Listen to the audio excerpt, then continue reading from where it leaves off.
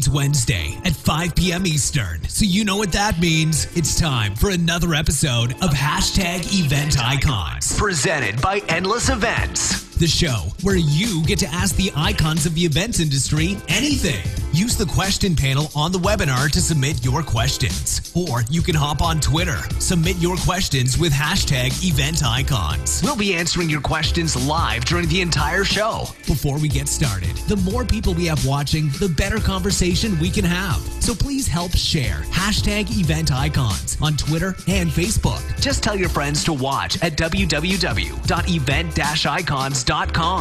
Now, without any further delay, this is #Event Icons. Well, hello, Event Icon guests.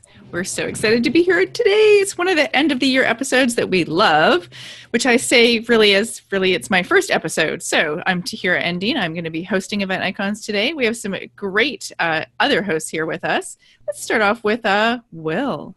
Hey everybody, it's Will Curran from Endless Events, joining you to recap the end of the year. That's awesome. This is one of my favorite episodes of the year, so I'm really excited. And we're joined by the amazing Brant as well. Hello, Brant Kruger, Event Technology Consulting, and I am looking forward to this as well, as this is now pushing the end of my first full year with Event Icons. Excellent. And over to you, Alex. Hi everybody, this is Alex Blackson with Little Bird Told Media, and now that I'm kind of in front of the camera, this is very different. So I'm excited to be recapping this past year from a tweeting perspective and jumping in front of the camera. So I kind of have a different perspective than everyone else. So it should be interesting.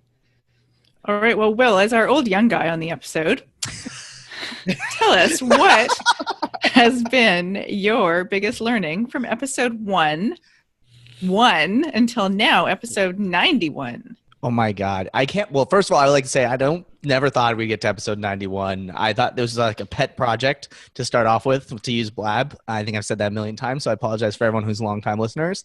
But I think the biggest learning that I have had is that consistency is huge. This has been every single week for now feels like 91 episodes, which technically I think if we had done this for those who don't know, we took a break for a while where we did monthly for like 2-3 months. So we missed probably about 12 episodes or so. So we probably would be in the hundreds now. But we decided to go back to weekly. And I think that was a huge thing for consistency because people have something they can count on. They know what's going on, and just keeping it consistent. I think that's been one of the biggest learnings that I've had with this show since episode 91. And as Brad has pointed out in the chat, episode 104, 52 times 2 is definitely 104. Thank you, Brad. I'm there for you, man. And to be honest, too, I think that when you take on another big learning, as Brant has pointed out in the chat, this isn't possible doing alone. And that was never more apparent, I think, this year as we brought on more amazing people like these guys to be able to help on the show, the people behind the scenes that make the show happen, and as well as, obviously, the audience. The show wouldn't have been possible without you guys. So can't do it alone, and keep it consistent. Those are probably my two biggest learnings. Those are good. And your biggest surprise? Oh, Well, you think about your biggest surprise, and I'm actually gonna flip over to Brant and Alex. So, Alex, of course, you joined a little bit behind the scenes. So, what made you decide to join this crew? I had been a long time watcher because I was on Blab too with my last job before I started my company. And I had kind of the show that was going on for probably 10 or 15 episodes. So Will and I were kind of starting at the same time. And then when we jumped ship from Blab, I actually got to finally meet Will in person. Was IMEX the first time we met in person? Yeah, I think so. So we met at IMEX, and he had me as a guest on the show. It was like this huge episode with 1 million people. And afterwards, he was like, "Do you want to live tweet the show? Because that would be awesome." And I was like, "Okay." And I don't know that he even realized that I'd done on-screen stuff that I had been interviewing people before, because there was one episode where we needed a host, and he's like, "Oh my God, we need a host. Alex, can you host? Is that okay? Is that something you're comfortable with?" I'm like, "Yeah." Yeah, good. Yeah, I can do that. What about you, Brant? Well, I mean, I had been also just watching the show for a while, and I'm a big fan of the more conversational type podcasts and things like that. So, as much as I've enjoyed some of the other shows that I've worked on, I really just enjoy the easygoing. Let's just chat, have a conversation, get a bunch of different people involved. For me, that's what it's all about: is meeting new people, hearing different perspectives, and getting a chance to just explore this industry. I mean, that's what I've been really into for a few years now, is just trying to keep exploring and exploring and exploring. Well, and it's, what you just said is so important, because we have such a vast industry with so many aspects to it, and so many amazing and interesting people who really are looking at, everything from the smallest detail of a lighting design to how do we, take care of the next generation. It's fascinating, and you have endless topics to choose from, Will, which makes it pretty good.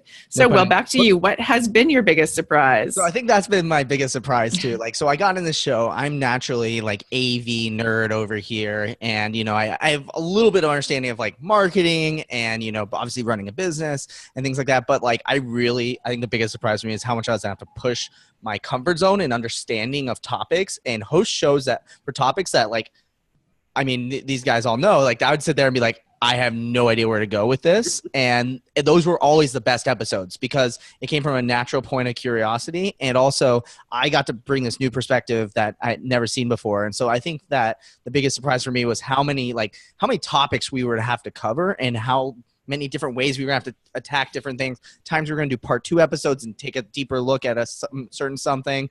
I think that was definitely the biggest surprise, because now we're getting on 91 episodes. We can't just do another, AV episode probably again. We have to figure out some new way to put a spin on it. So that's been very exciting. I think it's great that there's different perspectives. So yes, we can move on now from audiovisual. It's true. And you actually have deep dived into a lot of different topics, a lot of diversity and some different things. So what do you guys know? Well, you can't answer this because you know the answer. So Alex and Brant, what do you think was the most popular episode this year? We had a lot of different things. I'm looking through the list. So there's one more look before I put my final answer in. You had everything. You had, talent and diversity and lots of different kinds of technologies. Obviously the AV episode. Come on, guys. Everyone loves AV. Yeah. Yes. No, it's not true. Alex, what's your guess? You were tweeting. What were the ones? Where did most questions come from? I think I'm going to say it was actually probably something more recent. My guess would be the how to make your event sustainable.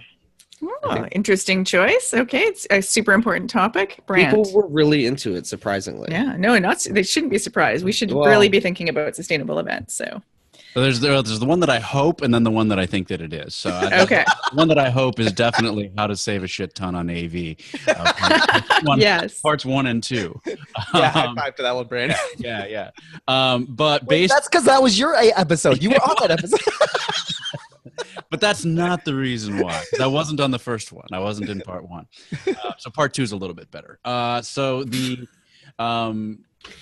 think 2 things based on one piece of information that Tahira let slip before the show, and then also just based on since we've added the going to Facebook Live, and I know that's been adding a lot of views. I'm actually going to go with the most recent episode of moving away from Excel. And say that one, because combo platter of there's a lot of people on it, as well as the fact that with all these things, the viewership's been going up and up and up. So I'm going to guess that that's because it's the most recent episode. It's the highest one. That's my guess. So I wanted to guess that, but it was last week, and I was on it, so I felt like if I guessed the one I was on, it would be like... Well, you know what? You guys were doing a throwback. It goes way back to the way back. Oh, what? Now? So the most popular was episode 37. So, which was... I know, I totally messed up when I sent that over to you. I just realized, because that was actually in 2016. Last year, yeah. So, we're literally talking about that as I screwed that one up. But that is... Now I want to know, though. Is that the IMAX episode? No. So this is going way back to the way back. So I said that 2016 episode 37 was educating the future of the events industry. So you had your guests were Howard Givner and James Morgan and Vern I'm going to say Vern Biet and Wendy Holtzman. And I think that again is a topic that just doesn't get old. So you're going to look up 2017 for us while I ask these boys some other questions. Yes. That was one of the first ones I live tweeted too. And that see, there you go. I think it must have been the live tweeting then, which really does make a difference.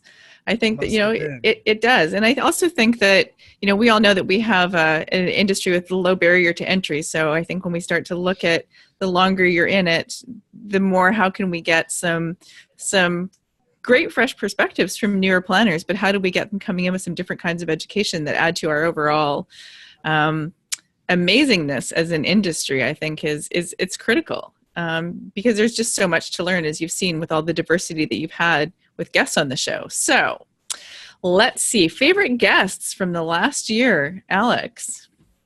Favorite guests from the last year. So I wrote them down because I didn't want to forget anyone. It's interesting because she's now part of the show, but episode 46 on diversity with Audrey and Carson was one of my favorites. It was just such a different take that we don't hear, I think, often enough. And I think especially with everything that we hear so often about diversity in panels, and an article just came out on diversity of keynotes at CES coming up, and how there were no women keynotes. I think it's something that was important. It was one of the earlier episodes of the year. I think it was important then. I think it's still important now. And then I have to give a shout out to my buddy Nick Borelli, episode 57. He's just always a good time. And then episode 48 on the Life is Beautiful festival with Grant and Adam Mills was something interesting. I did not know about that festival, so that was all new information for me.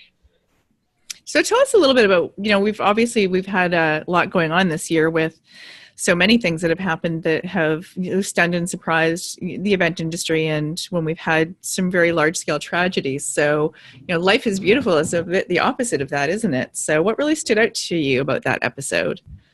Well, it's interesting that you mentioned tragedies because that festival is in Las Vegas. So, we did that episode before everything happened in Las Vegas. It'd actually be interesting to kind of bring those guys back and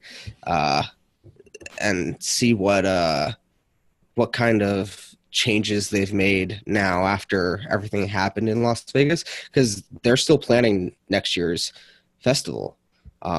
So I'm sure they're too busy now to come back before the festival, but it'd be really interesting to hear how that has changed their planning process. Definitely, yeah. So, Brant, so do you have any commonalities or some other episodes? Really quick, I want to interrupt because it is on the same topic, but I did find the episode for 2017. I didn't screw time, guys, I promise. And actually, the most popular episode, most views across all the platforms, was the actual Life is Beautiful episode. Wow, look at that. Literally, it's so weird. As he was talking about it, it was literally on my screne. But yeah, that was the top episode. Shortly after, really, like right after it, I know we did the 2-year anniversary, the 1-year anniversary episode, technically before this one, but it was shortly right after it. Second place was the event trends episode as well. So very, very, very close behind. And that one, this year's version is coming up really soon. So we'll see how that does. But we all love a good trend. So, all right. So Brant, any commonalities with Alex and Absolutely. And you're going to hear a lot of my answers repeated because I found a lot of the same episodes great for a lot of different reasons. So absolutely, Audrey's episode, fantastic, amazing episode, definitely worth listening to. Big fan of Aaron Kaufman as well, just because he tells it like it is. That's from Shit Event Planners Say episode. I've sworn 3 times on this show already. Always love his takes, love Nick and his takes on things. So Julius, I'll throw him in there as well. I always look for the episodes where I've got a takeaway that sticks with me, and absolutely in all 4 of those instances, I've got I can hear the quotes in my head as I move forward. So definitely, they're all up in there. Well, and I think that, it's all those quotes. And the 4 that you've chosen are all 100% of the straightest shooters in our industry. I think that's my favorite book review so far has been from Julius, where he basically said, there's a lot of crap books about events, this isn't one of them. I was like, from Julius, that is high praise. So I appreciate that perspective a lot. Will, you've got a few too, I'm sure. I don't even know how you choose from 91, but go for it. Well, I chose for just this year, so that, and this time I made sure I got the right episodes for this year's. But actually, again, not because he's sitting right across from me right now on this video, but one of my favorite episodes last year was the one that Brant was on with Brant, John, Tommy, Megan, and Damien, where we did the two-part kind of episode with how to save a ton of money on AV and how to I think it was how to save a shit ton of money on AV, and I forgot what the other app is, but it's episodes 44 and 45. Obviously I'm an AV guy, but I loved it because it was like we just were firing off knowledge bombs like left and right, and I think there was just a lot of like quick snippets of understandings and helpings, and for us we were able to like turn that into a lot of blog posts to help people out based on the information that was shared. So it was awesome. And another episode that I liked is a more recent episode, which is Julie Novak and David Epstein from episode 88 on websites. Again, like I'm a website designer by trade, but I think that it was really helpful because it was just, we were talking a lot of things that don't really get talked about. You don't have a lot of times where you're talking about your website and all these changes are happening. And everything's happening so fast that I thought it was a really, really, on the par episode for what we need to be talking about. And I think I remember leaving that episode as a web designer feeling really happy about what we shared, but then also wanting more to talk more about it and everything like that. So I think that's always a really, really good sign. Plus, I think there was a lot of really good questions, and I think a lot of people got a good value out of it. Well, and I think you don't ever want to feel like you've completely exhausted a topic either, right? So in an hour, it's almost impossible. All right. So now you've already said, I think with some of the guests you've already said there is definitely takeaways is important. That's what we're always looking for in a conversation. And also some inspiration you guys have already mentioned. So, who has been someone that really has inspired you, really given you a new perspective on an issue? Maybe let's start at the bottom this time with Brant. I mean, it's once again, you're going to hear some of the same folks. I love the Audrey and Carson episode, on kind of, on the more technical side. I really enjoyed the one we had just a few weeks ago between Sam Smith and Uri Holub, on engagement. Like that one was just rapid fire again, like knowledge bombs going off left and right. Well, you look like you could just like step back and let those two guys go for a while. I did. Yeah, I think at one point I literally stepped back, put myself on mute to let them talk because they were just running that awesome conversation. And I wasn't there for that one, so I was just listening to it, in iTunes later, and I just really enjoyed that one. On kind of the, again, Aaron, his episodes.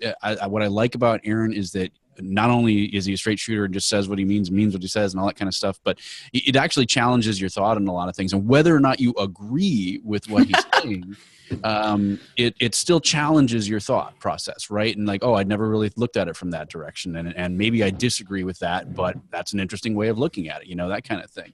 And then one other kind of minor one, and this is just a small, one of these little paradigm shifts, is like when we were talking to Ashley Crowder on holograms in episode 63, one of the things that took me out of that was just I didn't ever consider holograms being augmented reality, and that was something that she was like, like basically like, stupid. Of course they are, and of course they are, right? Because it's you're layering something over reality. So those small paradigm shifts or small mental twist arounds, I think, can be important as well. So that's my list. I totally recommend the hologram episode for sure. That was a great one. Yeah, I think honestly, all of those sound really good, and sort of bits and pieces of things. But I think about Sam and Urash having that kind of a conversation. I don't think there's two people in our industry right now that actually better understand how to use technology as a true engagement tool, and have built better platforms to make that happen. Because we hear a lot of talk about engagement through technology, and most of it is like meh. So I'm going to go back and listen to that one. Mm-hmm. Now, Alex, what about you? I kind of already mentioned it when we were guessing the most popular episodes, and there's a reason why I guessed this episode. It's one of the ones that changed my perspective, which was the sustainability with events, with Karim Baran, Hans Ettman, and Nancy Saveda. You hear a lot about sustainability in our industry. When you go to a lot of industry events, it's kind of one of these topics that you just expect to hear. But a lot of times the perspective is the same and you hear the same thing over and over again, and it's very dry. And I thought that they made it extremely interesting, and they just talked about things that I had never considered before. It's definitely an episode worth going back to watch. So do you have an example of something that, it felt actionable to you after that? They talked about technology quite a bit, which, you hear with sustainability, but they were actually talking about how, like, sometimes it's not always the best thing to use. And just because it might make something sustainable, like, don't do it just because it's going to make your event sustainable. Like, if it's not meeting the goals of your event, like, don't necessarily just do it because, you can say it's green. Which I thought was interesting from people who are, actively telling people to go green, to be like, don't do it just because it's green. No, do it because it makes sense. Yeah. And hopefully the greener, in very loosely, quotation marks, that hopefully that greener option also, that it makes sense for your participants. It makes sense for the venue that you're in. It helps your destination. All of those things, should really, I think, align. So anything, it's all those small steps. I think with anything that we do, but especially sustainability, it's really a journey of just getting a little bit, more savvy with it every time you go out. So, Will. Oh, so it's not fair because it's been talked about 3 times already, but Audrey's and Carson's episode 46 on diversity was huge for me. That was an example of an episode that I had no idea where to start the conversation. And I'm this ginger boy over here who has no idea, a ton on diversity. And it was so mind blowing because I was coming at a purely curiosity standpoint. And obviously I think it showed by how much we loved that episode that we had to have Audrey on the show as a host. Yeah. So big snaps to Audrey. We're so happy to have her. And I mean, that episode we are doing, before we even put her as a host, we said we're doing a part 2 right away. So 2018, that you'll hear it first. We are doing a part 2 on diversity, so be prepared for that one. I think that's excellent. And I feel like I also have a lot to live up to. So thanks, Audrey, for doing the best episode of the year that was also the most inspirational. And then having us start at the same time. That's great. No, I think diversity on every level. And I think that there's, in any aspect that we talk about, it's one of the, I plan a technology conference, and it's a huge thing for us because it's actually, how do you build better products with diversity? Better products, better services. I mean, diversity it can't be a buzzword, right? It has to be something where we really think very seriously about how important it is to every aspect of what we're doing. And certainly with our events, pick any event in the world, people aren't all showing up who are all the same 99% of the time. So it's a good thing. The one thing that I think we can all agree on that surprised us with that episode was, I think we all went into it expecting the typical diversity, race, gender, sexuality, that kind of stuff. But what Carson, I think, brought up in that episode, which was diversity of thought, was really fascinating. That kind of steered the conversation in a different direction that I don't think we were anticipating. And for those of you on audio, we're all bobbleheading agreing with that. That's right. We are. Everyone's nodding, and we look very sage. 100%, because absolutely that's something that's one that sometimes gets lost, is the importance of diversity of thought and challenging yourself again to think differently. I thought about saying no just so I could be diverse in thoughts and not nodding my head, but do it. So some biggest learnings. So, I mean, obviously, you've already shared some of them. So what are some other things, if we have a live audience today, what are some of those nuggets that we can share that really stood out for you, Alex? For me, I'm kind of biased because I live in the world of social media. So having Phil from Social Media Examiner on an episode, I believe it was episode 69, talking about how he plans that event and the trends, because you think about content for your events, and typically the content doesn't change as rapidly as you're developing the content and the schedule. But with social media, I mean, it changes every other week. So when the challenge is there of developing that content for an event that something like Social Media Examiner throws, is was just really interesting. And you have to rely on your speakers to be able to change the content on the fly, which I think is really important and really interesting for me, especially as someone who does speak on social media. So for me, that episode was really interesting. I think that, that's when you just talk about that, one of the other guests you guys had this year was also Adrienne Cigar, who's sort of focuses around unconferences and that idea of developing the content literally on the fly when you arrive at that. So, is that something that, as Phil's developing things, is he doing anything that's sort of like right here, right now, boom, we're going to talk about this. So I think the way he kind of does it, that's kind of like unconference-y, is that the big takeaway for that episode for me was that he does this big party at the beginning. I think it's the beginning or the end, but what he does is there's no like breach of like, oh, our top level keynote is not coming to this event. Everyone's there and everyone's accessible, no matter if you have VIP nor regular ticket. And I think that's really cool because it creates, like, even though it's not necessarily a formal learning event, it has a chance that you can go up to Guy Kawasaki, Mari Smith, all the big keynote speakers that he's having and talk to them. And I thought that was really, really cool. It was just such a unique perspective versus, like, for example, another conference which might have a really high-end speaker and you never get to talk to that person ever unless you walk up to the microphone and do the Q&A during the show or you tweet them or whatever it may be. So I like that a lot. I think that's really important. He's also doing focus groups this year, which I don't think are utilized enough in the industry.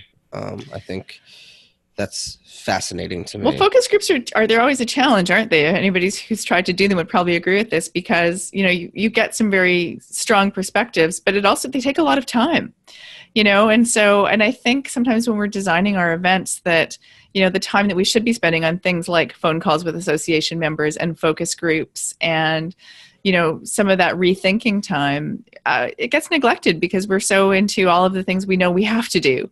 And it's difficult to carve out those wedges of time. And I think that that's probably a good learning for, everybody to take away. How do you refocus your time a little bit to strengthen your overall end product? So, Brand, what about you? A big learning you had this year? Yeah, I tried to take a different take on this one. And one of the priorities for just myself personally this year has been my own health and kind of health and well-being stuff. So I chose and you look good. Well, thank you. Episode 47, Event Prof Staying Healthy. Is something, it's so hard with the lifestyle that a lot of event folks lead. You're going from, a lot of flying and airports and food on the go. And then you get to the place and you're stuck like in a resort and you're eating. I mean, one of the last events I was on, it was phenomenal food. It was really good food, but that's kind of the problem, right? It's really, and then right before my sessions, we had lunch and they dropped literally a piece of cake that was, like a full size piece of cake that you would get, at a Wait, was this cake fair? No, it was not. And ironic. So, literally we lost a good chunk of the audience, just went up to their rooms in a food coma afterwards. Yeah. So it was, so knowing the lives that we lead, like that particular episode is one that kind of stands out to me as being, the kind of more practical stuff. We can be philosophical all day long, but the practicality of taking care of ourselves on the road, on the run is really huge, I think. And I think that, honestly, that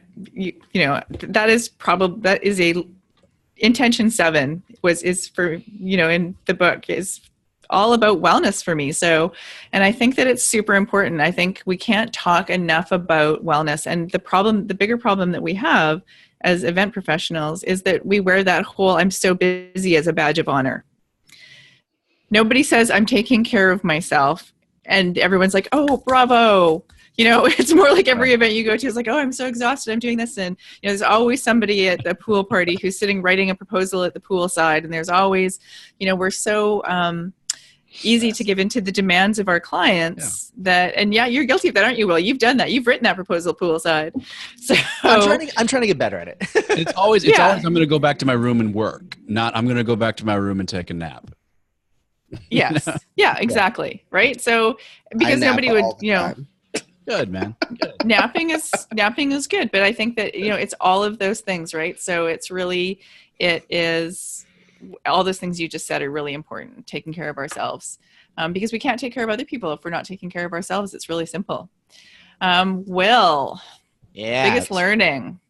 Before I jump into my business story, I'm just going to continue to drop teases for next year. We're doing a 2-part on the Staying Healthy episode. Okay. Obviously, I think us finding it their favorite ones, they were also your guys' favorites. So when we saw a lot of viewers and a lot of questions, we wanted to do a 2-parter. So be prepared for that one. That one's really exciting. But definitely, I am guilty. I'm working on it for sure, though. So I think I'm excited for part 2 of that one. My favorite episode, though, for sure, and I stole this one away from a lot of these guys, and when I told them I was going to do it, is the Phoenix Comic-Con episode with Matt, Joe, episode 79. Absolutely amazing. I love these guys. I literally just had lunch with Joe like 2 weeks ago, and I think they have so much knowledge to share, and they've gone through so many crazy things happen with their event, from these massive long lines to, in this case, an active shooter happening at their event. And I think that's something that we have been talking a lot about with events, is safety and, how to deal with active shooters, all these things like that. And them talking about their firsthand experience and how they solved it and how they got through it and how it's affecting their event, I think was just every single event planner needs to listen to that episode and understand how it's going to affect your event, because it's something that you don't think is going to be, especially with these Comic-Cons, right? Like these Comic-Cons, there's horrible security across all of them.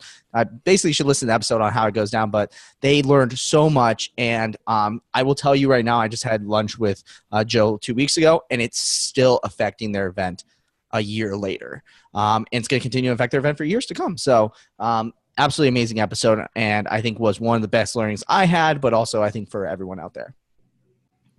It is really... It's unbelievable that now needs to become part of our planning, but it does now need to become part of our planning. And we can't, again, I love that you guys are sort of taking some of these bigger issues and really tackling them on the show. I think that's really important.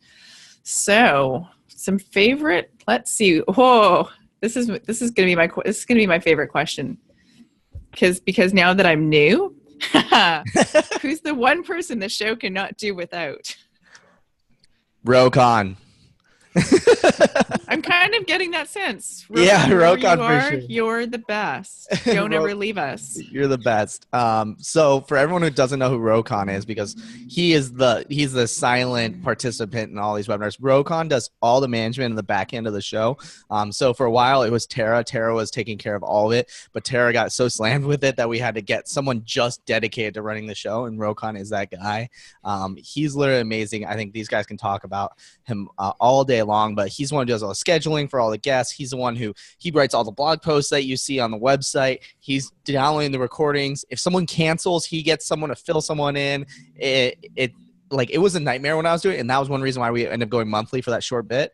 And people like Rokon make this show happen. So huge shout out to Rokon for sure.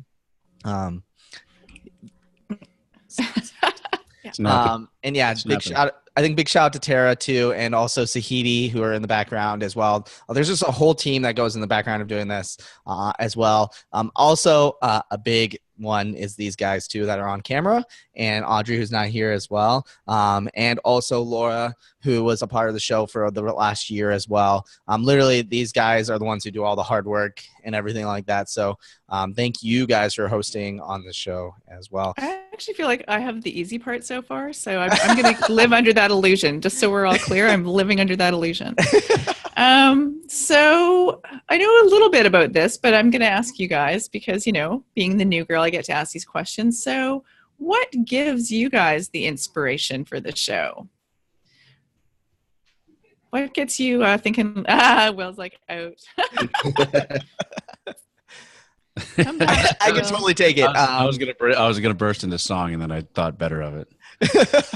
Well, I'm going to definitely answer before Brand digs in the song. I think what gives me a ton of inspiration for the show. So some podcasts, one of my favorite podcasts is the Tim Ferriss Show. And he does a lot of deep dives with specific people. And I think that while we don't steal any of these questions, which I totally want to a lot of the time, I think it gives me this inspiration for this longer format that it can work and that people enjoy it.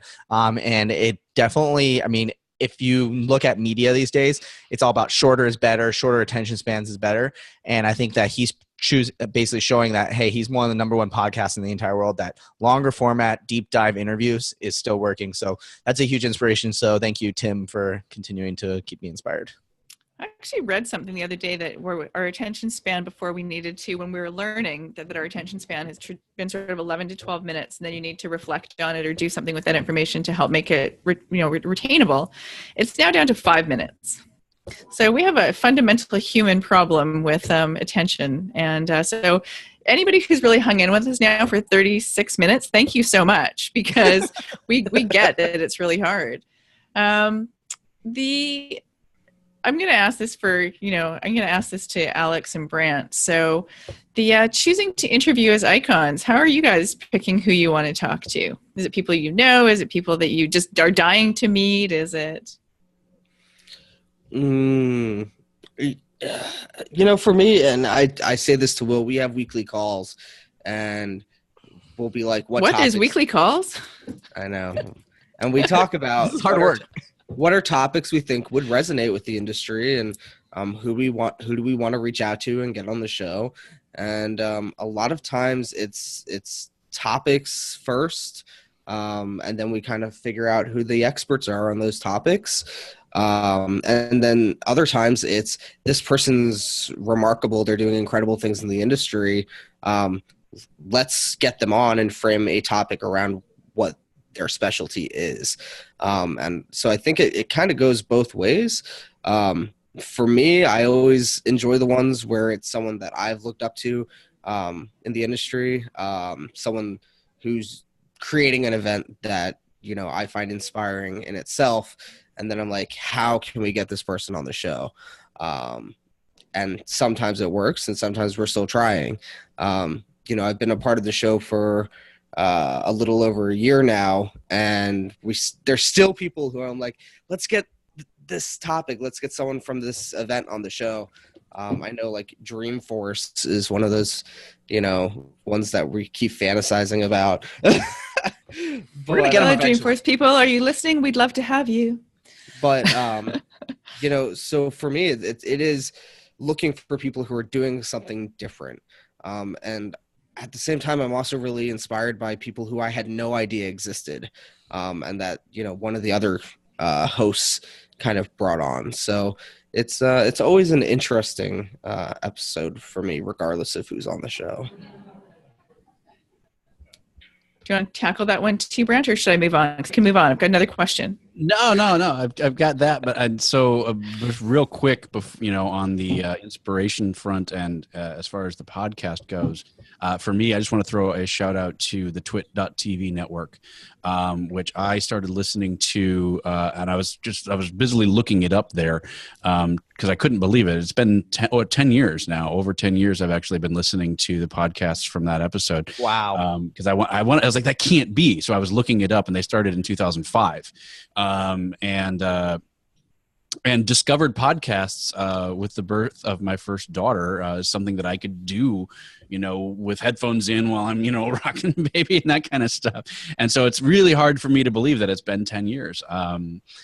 So Twit.tv, it's an entire network of technology podcasts. There's one for Windows, there's one for Mac. There's, weekly, news recaps of technology. So I just want to make sure I get that out there, because honestly, if it wasn't for discovering them, I would not be here today in any way, shape, or form, because that's how I discovered Twitter, and that's how I discovered a lot of the folks that I know in the industry.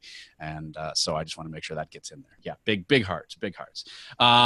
As far as, discovering new guests, honestly, it's a simple matter of, wow, they seem cool, I'd like to interview them, and not being afraid to ask. And because it's, I've gotten to interview or be a part of an interview with so many really amazing people because we asked. And, and that's really the interesting part. So, we've got some ideas for 2018 that we've already started to fill out, tease. And, as I look toward the next year, I'm really excited about the people who I'm planning on asking, just to see if they're interested, because you never know who might say yes. So now I've obviously, fortunately, been privy to the list of who's coming, and it is actually super exciting. So like you guys, I think that, when Brant said, will you come and do this with us? And then Will said, will you come and do that? Is it like, oh, Like, I really can't do one more thing, but I also couldn't resist the opportunity, just exactly what you guys have just said, which is the opportunity to talk with people who are doing things that are so amazing and interesting and have different perspectives. I can't resist. It's kind of like event planning. It's a bit of a disease. So, but I think that it's really fun. So, okay. So somebody who's not on the list, who's the dream guest that's not on that list yet, that we're dying to talk to next year? Mine's easy because I just copied my list from last year because we haven't gotten them yet. But Preston Bailey would be absolutely awesome to do. Obviously, he's like a huge icon in the wedding world. And I just want to pick his brain. And then Amy Kuehl from Macy's Thanksgiving Parade, especially with a public event that's gotten so big. And, I think for an event that has to do with safety and things like that, I've been passing on that one. So I'm just basically taking my ones from last year. Those are my big ones.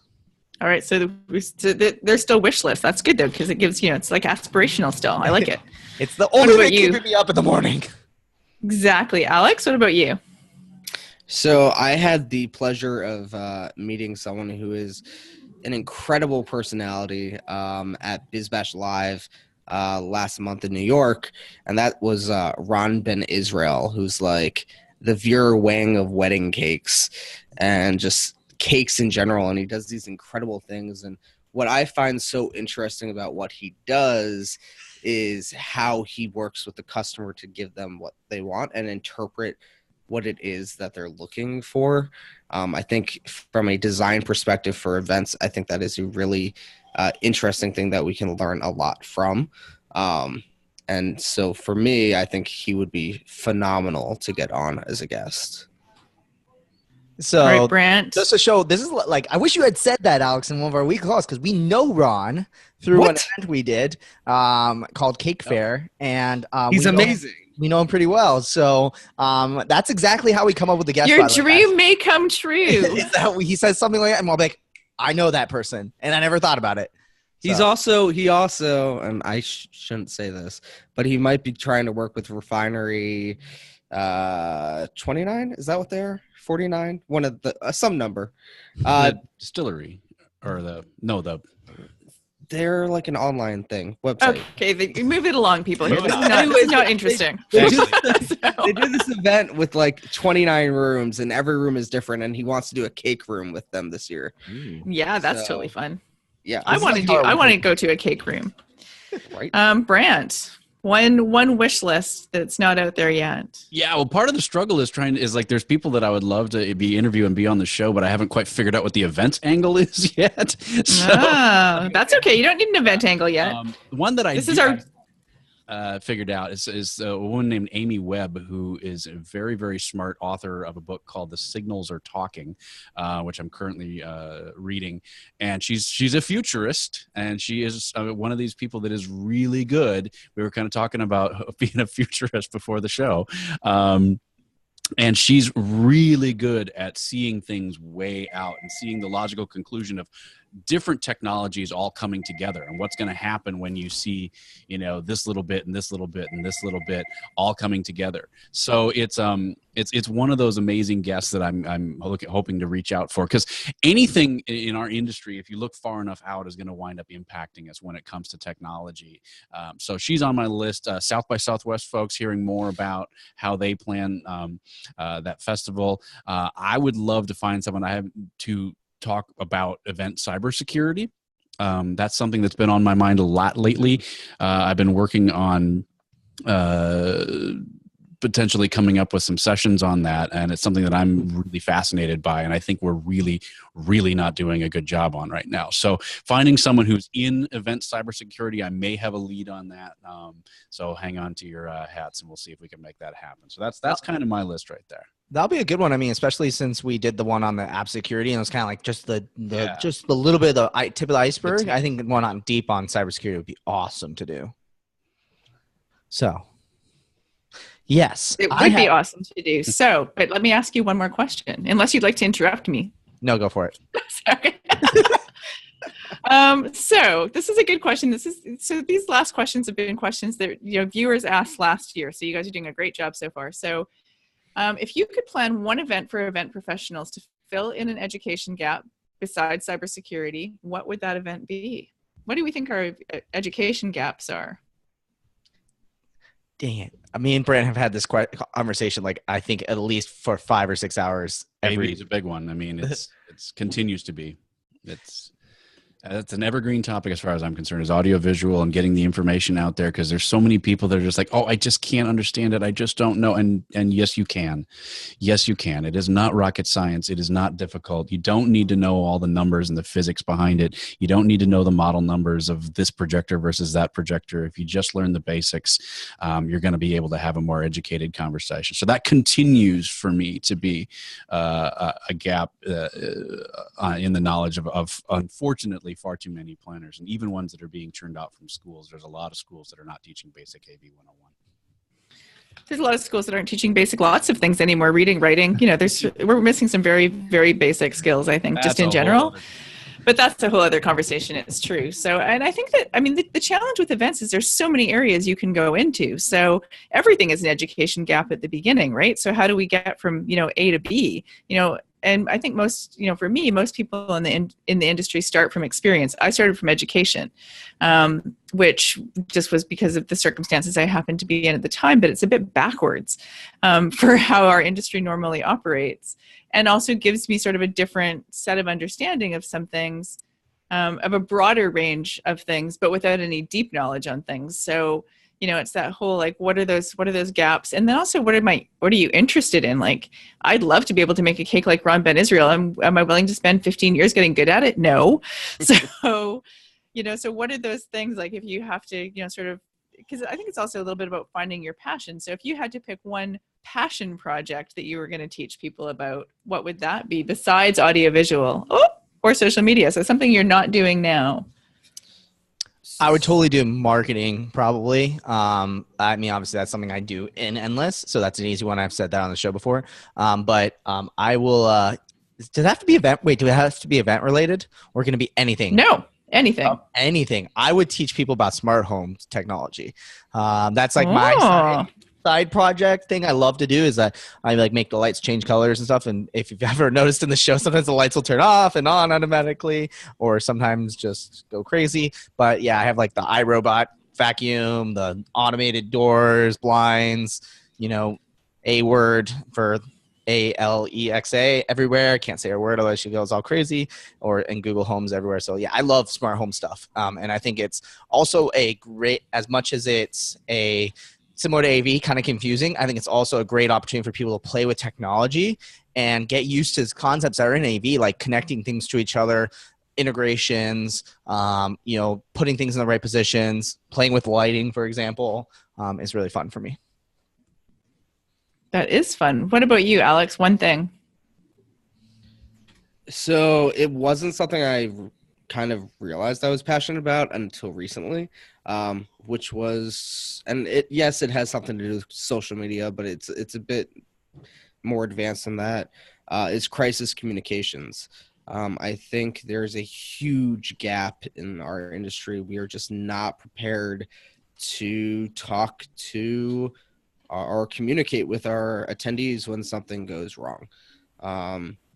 Everyone kind of walks in eggshells and worries about legal and all these other things, and they're not thinking about the attendee and what is important for them. So fortunately, it's something that I've been working on in the background, and I'll be speaking on this year, which is crisis communications and how you prepare and how you audit your events and develop a communications plan and who's in charge and who's responsible. The reality is most of the people who are responsible for communications are not on the events team. And so they don't even realize that it's part of their job. So like that's step one, is letting the people know who have the access and are the ones communicating. Let them know, like, if something goes wrong, it's your job to inform people about what needs to happen next. So it's something that I've grown very passionate about in the last couple of months. It is super important. Okay, Brant, one thing from you. Well, you keep saying the question, then taking away the one thing that I was going to say. So probably, no, podcast host would be nice. You know what I actually just recently discovered is I went on a field trip with one of my kids and they went to a makerspace and they were basically just given like 2 hours and zero instruction. They were just like, here's a bunch of scrap wood and junk and go to town. And I had like so much fun, like not helping them, but just kind of hovering and being like, okay, you know, what could you do with that? And like, okay, if they did go for like a handsaw, like, okay, help them not cut their hand off.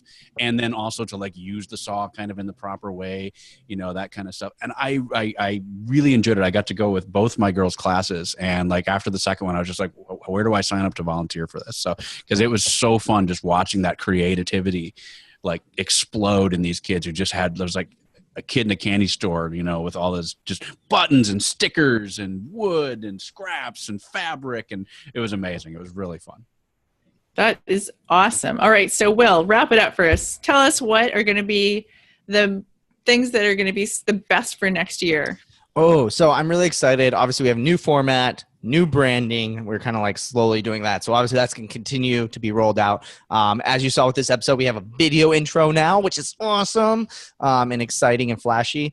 So that's really exciting on our end. And I think just continuing to reach more people. We're trying to reach the far ends of the event professional space so everyone knows about this podcast and we can get different insights and questions out there, which was something that we weren't really doing before. We were kind of just letting this naturally grow. Now it's the point where we're like, hey, let's start to bring as many people in for this conversation as possible. So I'm really excited to reach more people. So yeah. Awesome. Thank you guys so much. This has been a super fun almost hour. It was really fun to host and good to learn a little bit more about the show and to really look at what those episodes are that people need to go back and see, right? So we're going to watch diversity. We're going to learn about active shooter incidents. And there's definitely a few things there that we really need to key in on. And then you're going to call Ron and thank you, boys.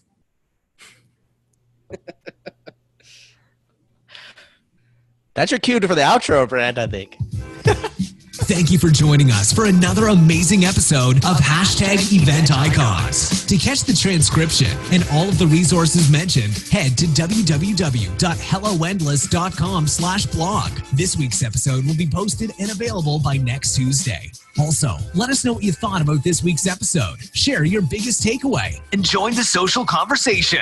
Sponsored by Little Bird Told Media. Just tag your post with #Event Icons. We'd love to hear from you. Thank you again for joining us. We'll see you next Wednesday at 5 p.m. Eastern, right here on #Event Icons.